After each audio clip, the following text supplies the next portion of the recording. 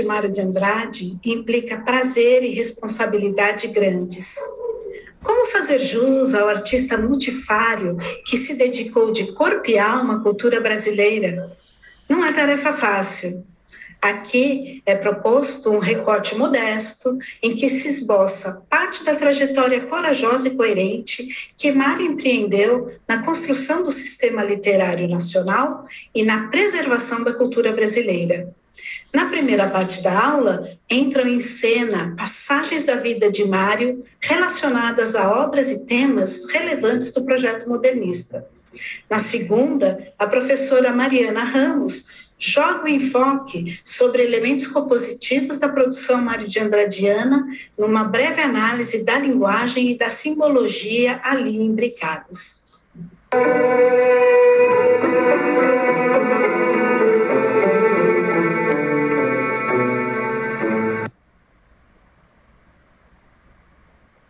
Para orientar a reflexão sobre como o autor contribuiu na formação da identidade nacional, apresento uma síntese que nos foi especialmente enviada pela maior especialista em Mário de Andrade, a professora Telêmaco Lopes, do Instituto de Estudos Brasileiros da Universidade de São Paulo. Penso que Mário de Andrade sentencia as coordenadas do nacionalismo crítico em um movimento modernista de 1942. O que caracteriza esta realidade que o movimento modernista impôs é, a meu ver, a fusão de três princípios fundamentais: o direito permanente à pesquisa estética, a atualização da inteligência artística brasileira e a estabilização de uma consciência criadora nacional. Essa interpretação representa o concretizar dos liames de Mário de Andrade com a criação poética e musical popular e do seu crivo crítico das vanguardas na arte do século XX, para promover o abrasileiramento do brasileiro, conforme ele destacara em uma carta de 1924 ao escritor pernambucano Joaquim Hinojosa. Ainda jovem e já consciente da própria polivalência, Mário registrou em verso: eu sou 300, sou 350. Poeta e prosador, também escreveu para jornais e revistas milhares de crônicas, resenhas críticas e ensaios sobre música, literatura, artes plásticas, dramaturgia, língua, cultura, folclore. Intelectual graúdo, em contínua formação, foi pesquisador e leitor voraz, bibliófilo, musicólogo, pianista, cantor, professor, folclorista, conferencista, historiador e pensador. Para a sorte das gerações posteriores, foi um colecionador compulsivo de livros, obras de artes e quitais. Menotti Del Picchia, companheiro das primeiras aventuras modernistas, retratou Mário com muita graça e acuidade. Este longo bibliófilo de óculos coruscantes e cara comprida e serena, Mário Moraes de Andrade é uma das mais sólidas e equilibradas mentalidades da nova geração paulista. Figura simpática e boa, generosa e estudiosa, que divide seu tempo entre os estudos, as lições que dá e as razzias frequentes que faz nas livrarias e bibliotecas. Conteur delicioso e fino, poeta amável, músico, crítico arguto e sincero, franco, sem ser ríspido. Numa palavra, esteta, profundamente esteta. Mário é modesto como Dom Pedro II e estudioso como Padre Vieira. Não tem esquisitices. Gosta apenas de edições raras em que esbanja fortunas. Mário também exerceu cargos públicos importantes. Catedrático vitalício do Conservatório Dramático e Musical de São Paulo, diretor do Departamento de Cultura do município, fundador da Discoteca Pública e do Serviço do Patrimônio Histórico e Artístico Nacional, diretor do Instituto de Artes da Universidade do Distrito Federal, entre outros.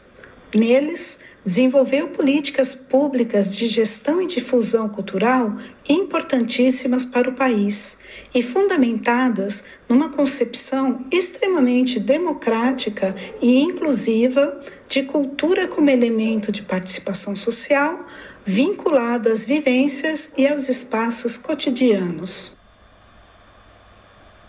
Mário de Andrade pensou em nós e por nós. Pensou o Brasil e o traduziu para sua gente e para o mundo, sem pieguismo nem crueza, com o olhar e tensão de quem ama intransitivamente. E o poeta come amendoim, do clã do Jabuti, mastiga divertido a projeção do sentimento Brasil no epicentro do próprio prazer. Brasil, mastigado na gostosura quente do amendoim, falado numa língua curumim, de palavras incertas num remeleixo melado melancólico, sem lentas, frescas, trituradas pelos meus dentes bons. Molham meus beiços que dão beijos alastrados e depois remurmuram sem malícia as rezas bem-nascidas. Brasil amado, não porque seja minha pátria. Pátria é a casa de migrações e do pão nosso onde Deus der. Brasil que eu amo porque é o ritmo do meu braço aventuroso, o gosto dos meus descansos, o balanço das minhas cantigas, amores e danças. Brasil que eu sou porque é a minha expressão muito engraçada, porque é o meu sentimento pachorrento, porque é o meu jeito de ganhar dinheiro, de comer e de dormir. A trajetória literária de Mário é guiada pela busca tenaz da identidade brasileira, em si e no outro, num jogo de espelhamento sempre simbiótico, de se enxergar naquilo que caracteriza a expressão de brasilidade. Em Descobrimento, a identidade do poeta se projeta do sul até ao norte do Brasil. A bancada da escrivaninha em São Paulo, na minha casa da rua Lopes Chaves, de supetão senti um friume por dentro. Fiquei trêmulo, muito comovido, com o livro Palermo olhando para mim. Não vê que me lembrei que lá no norte, meu Deus, muito longe de mim, na escuridão ativa da noite que caiu, um homem pálido, magro, de cabelo escorrendo nos olhos, depois de fazer uma pele com a borracha do dia, faz pouco se deitou, está dormindo. Esse homem é brasileiro que nem eu. A partir de 1920, Mário, Oswald de Andrade e Menotti Del Pica passaram a divulgar a arte nova na imprensa, alardeando teses, autores e obras do futurismo italiano, numa campanha incansável que culminou na Semana de Arte Moderna no Teatro Municipal de São Paulo. O grupo foi ganhando simpatizantes, mas também opositores, sobretudo dentre parnasianos e críticos tradicionalistas, de quem ganharam o rótulo de futuristas de São Paulo. Divertidos, eles aceitaram o apelido e assumiram a vanguarda, fazendo muito barulho para escandalizar a academia e romper com a ordem estético-ideológica do cenário artístico brasileiro.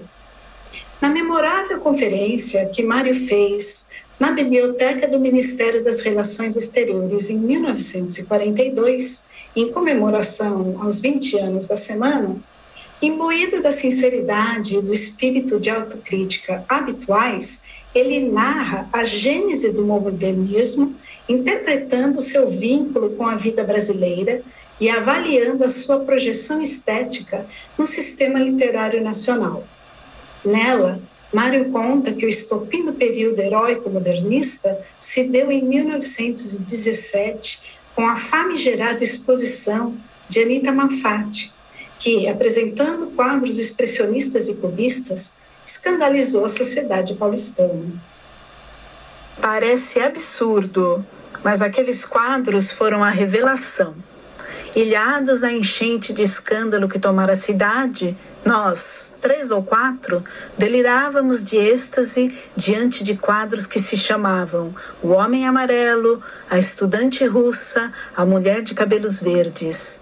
E a esse mesmo Homem Amarelo, de formas tão inéditas então, eu dedicava um soneto de forma parnasianíssima. Éramos assim. Mário lembra também o escultor Victor Brecheret, que se tornou estandarte dos vanguardistas. No centenário da independência, o governo paulista promoveu um concurso para escolher um monumento e os futuristas de São Paulo fizeram uma campanha intensa a favor do Rodin brasileiro. Brecheret não venceu o concurso, mas teve 12 obras expostas da Semana de Arte Moderna e foi, nas palavras de Mário, o gatilho que faria a Pauliceia desvairada estourar. Depois de ter passado todo o ano de 1920 lendo obras futuristas e de Verhaeren, por quem particularmente se deslumbrou, Mário resolveu escrever um livro de poesias modernas em versos livres sobre a cidade de São Paulo. Mas os versos não lhe vinham, contrariado que ele andava, porque tinha gastado um dinheirão em livros e andava às turras com familiares que os discriminavam. A coisa ficou mesmo feia quando ele comprou a Cabeça de Cristo do Brecheret. E, feliz da vida, levou-a para casa, colocando-a em cima do piano, lugar de honra. A notícia correu entre a parentada, que logo invadiu a casa para ver a obra e brigar. A tia matriarca berrava que aquilo era um pecado mortal, onde já se viu um Cristo medonho e de trancinhas. Mário ficou alucinado. No calor da hora, sentou-se na escrivaninha e anotou um título em que jamais pensara: Pauliceia desvairada. Em 7 dias, num frenético estado de poesia, ele despejou todos os versos represados até então. Depois, já em estado de arte, foi lapidando aos poucos, moldando a sinceridade da obra em seu propósito coletivo e funcional. Paulistano e universal, Mário de Andrade, postado na rua Lopes Chaves, lançou olhar tentacular para o Brasil inteiro, brincando de colocá-lo no mapa-mundi e vice-versa. É cosmopolita na Pauliceia desvairada. São Paulo, comoção de minha vida. Meus amores, são flores feitas de original. Arlequinal, traje de losango, cinza e ouro. Luz e bruma, forno, inverno mono. Elegância sutil, sem escândalo, sem ciúmes. Perfume de Paris, Ares. Bofetadas líricas no Trianon. Algodão, São Paulo. Comoção da minha vida. Galicismo a berrar nos desertos da América.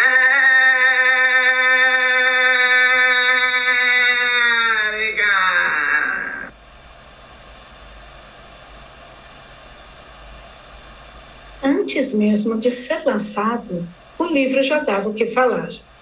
Ainda em 1921, Oswald de Andrade publicou a crônica Meu Poeta Futurista, afirmando que os poemas da Pauliceia eram prova cabal de que o Mário era filho legítimo do futurismo italiano. O escândalo foi tamanho que do dia para a noite o nome do Mário estava em todas as bocas da cidade. A parentada fez novo escarcéu e no conservatório musical onde ele lecionava, perdeu boa parte dos alunos.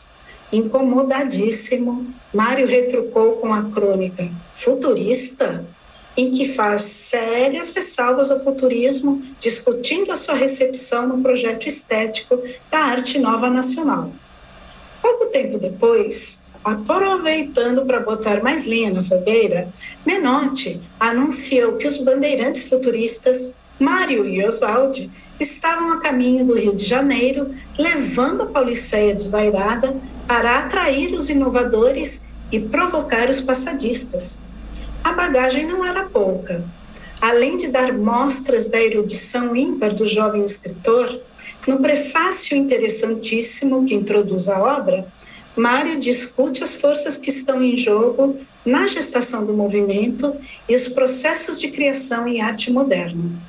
Na programação da semana, que contou com exposições de obras de arte, exibições musicais, leituras dramáticas, récitas e conferências, Mário corajosamente declamou poemas da Pauliceia em meio a assobios, vaias e batatas atiradas da plateia.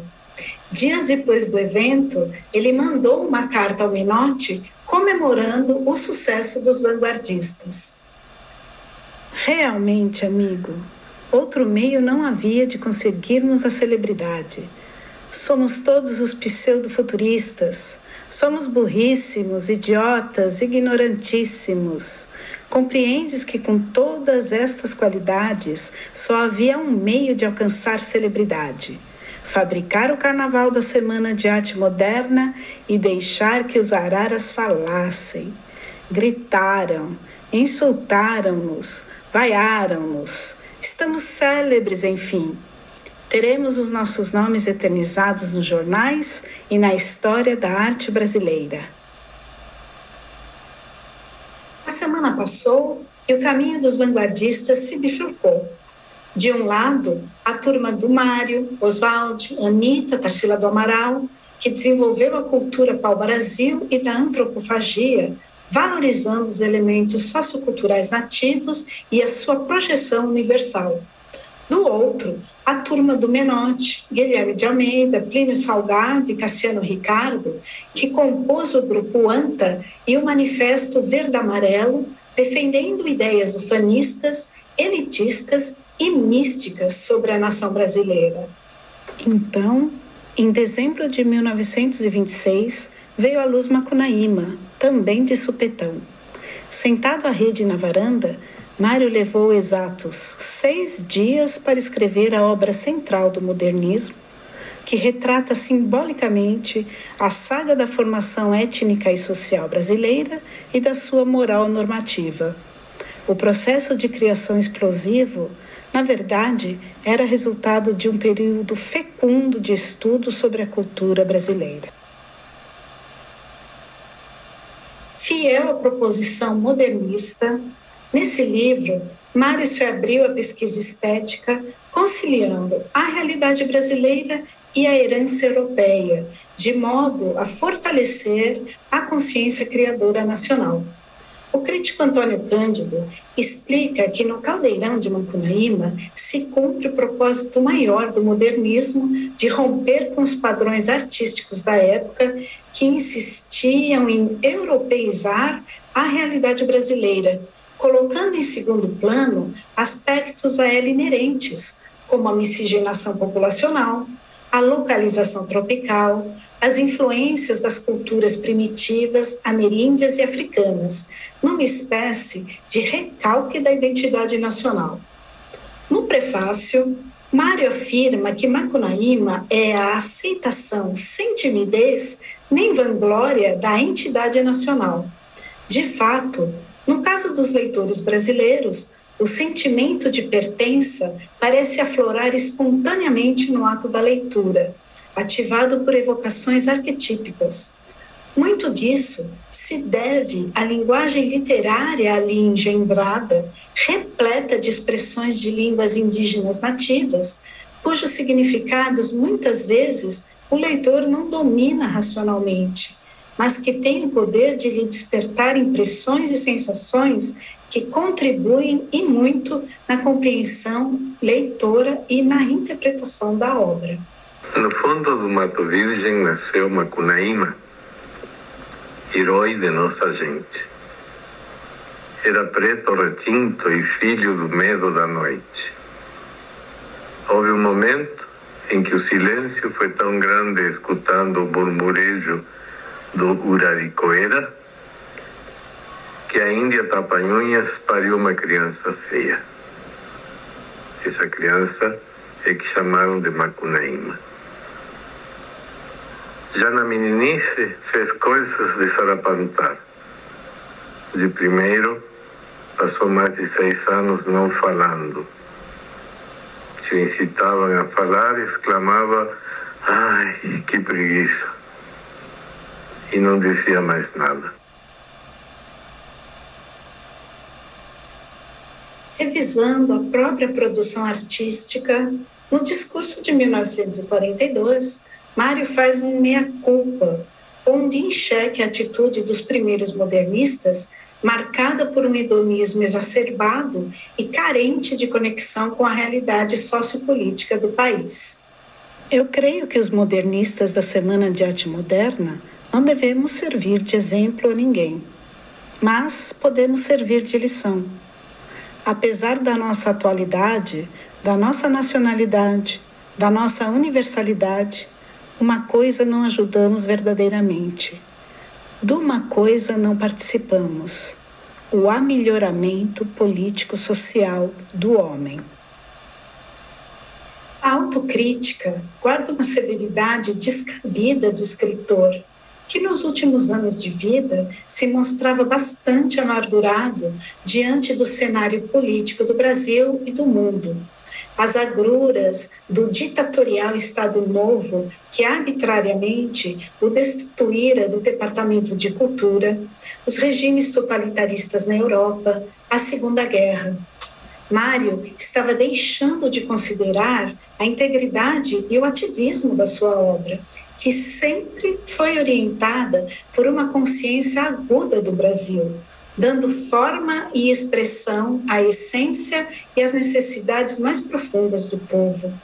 Aspecto esse que se desdobra em representatividade sociocultural como esteio da própria identidade nacional. O amigo Rubens Borba de Moraes testemunhou o abatimento que tomou conta de Mário. Encontrei-o na rua Líbero Badaró. Estava magro, esverdeado, acabado. Queixou-se da saúde longamente. Quando o deixei, percebi que Mário estava passando por um processo de autodestruição. Esse processo vinha de longe, vinha do tempo do rio. Deixara-se invadir pelo grande nojo da vida. Tinha ido até o fundo e só encontrara o vazio. Suas moléstias indefinidas eram psicossomáticas, resultado dessa falta de vontade de viver. Não tinha ânimo para reagir. Deixou-se morrer.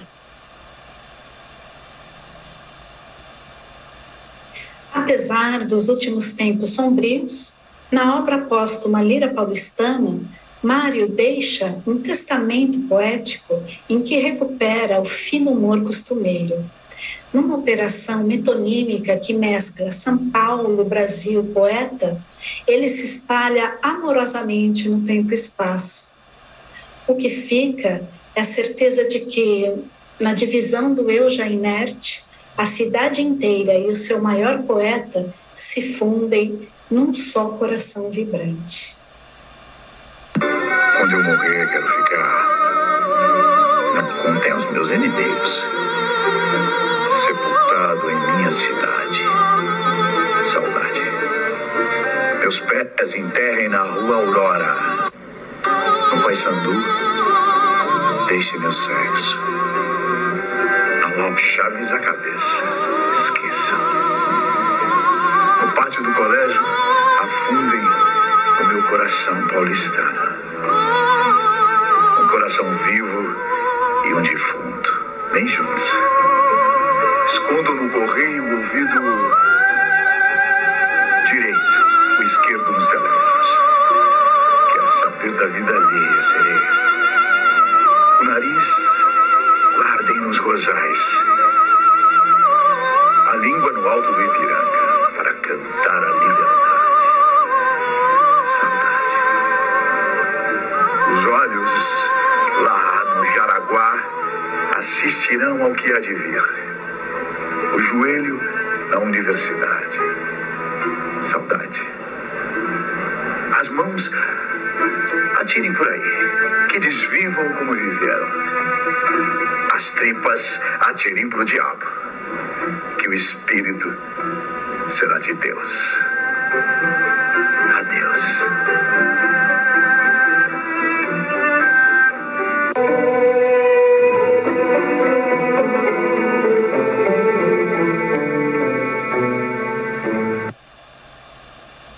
Bom, a gente vai então começar para uma análise mais focada na obra do Mário, no discurso, na linguagem, e a gente vai tentar fazer em pouco tempo assim, um apanhado de alguns detalhes e algumas minúcias da obra dele, e principalmente de como a linguagem na obra do Mário, ela está tão intrinsecamente relacionada à cidade.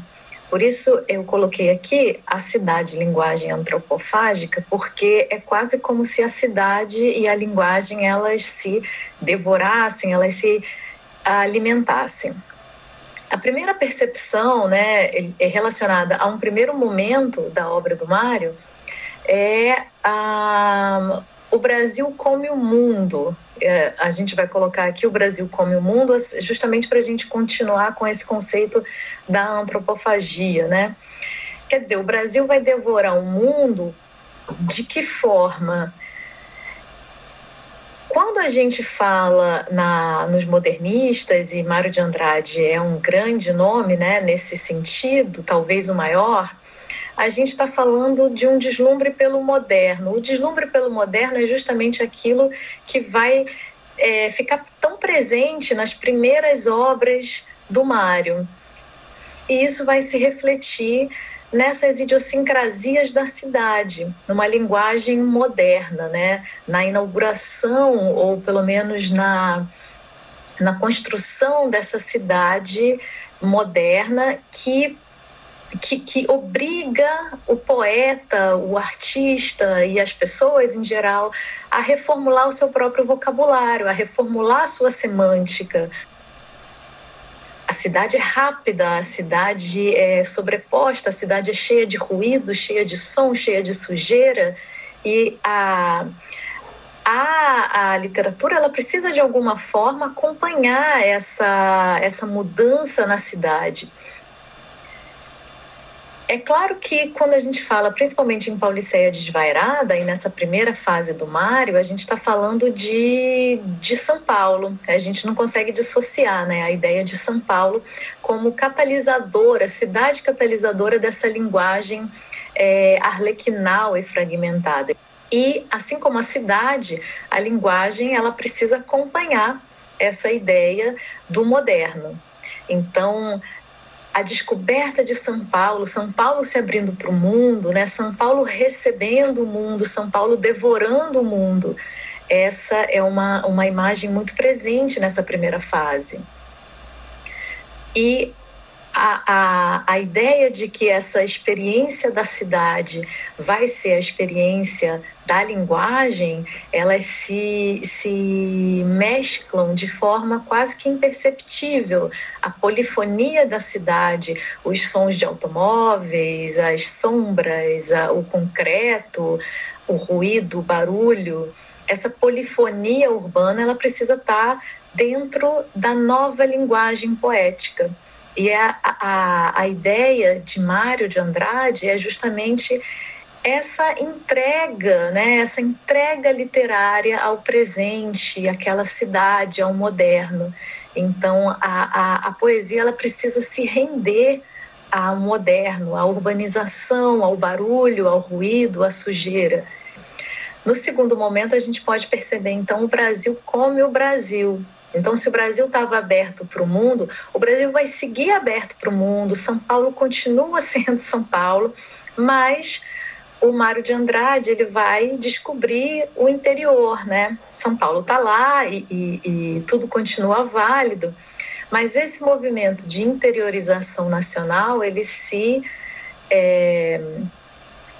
torna uma prática literária de pesquisa e oficialmente instalada nessa literatura do Mário, se torna mais forte, se torna mais vigoroso esse movimento, né, de descoberta do Brasil pelo Brasil. Então, a experiência urbana presente em Pauliceia, ela não deixa de existir, jamais vai deixar de existir, aquilo continua válido e continua pulsante, mas vai abrir espaço a uma experiência de descoberta do Brasil interiorano, né, desse Brasil popular. Então, o Brasil vai devorando o próprio Brasil, se descobrindo ou redescobrindo de uma maneira mais... com essa força que sai do interior para o mais interior ainda, né? Então, a gente vai falar um pouco do Clã do Jabuti, que é esse livro que foi publicado em 1927, ele é então anterior ao Macunaíma, não é um livro tão conhecido quanto o Macunaíma, é um livro de poemas, mas ele é um livro quase que embrionário do Macunaíma, porque é um livro que, de certa forma, ele condensa, ou ele busca condensar todas as falas e as idiosincrasias brasileiras e ele tenta perpassar pela geografia do Brasil, né? É um livro que ele procura falar do Brasil e mostrar quase como uma pesquisa poética, quase como em pesquisa poética, tentar fazer um apanhado do Brasil poeticamente. Falando então do aspecto formal, a gente tem um livro composto por 23 poemas, publicado em 1927. E qual é a identidade, né, desse povo? Qual é a identidade do brasileiro?